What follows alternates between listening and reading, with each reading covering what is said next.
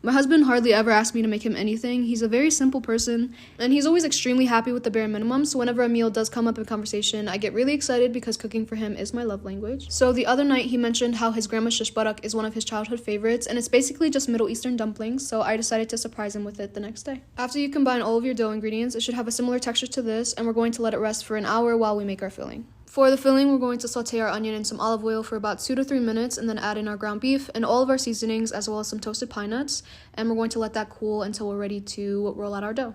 An hour later, roll out your dough about a half an inch thick, and then we're going to cut out little circles. I bought my little circle cutters from Target, by the way. Stretch out your dough slightly before you add your filling, and then pinch it close tightly and fold it like I'm doing in the video to make a little dumpling, and we're going to bake them at 375 for about 15 minutes. While they're baking, we're going to prepare our yogurt base, and we're going to stir all of our ingredients together continuously until it comes to a boil.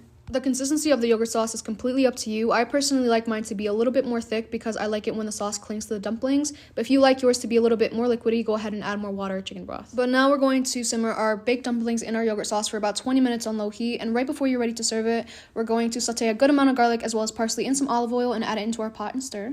Make sure to taste your yogurt sauce and add salt to taste. I personally added 2 teaspoons of salt to my yogurt sauce, and then I plated it with some parsley and pine nuts, and I was done.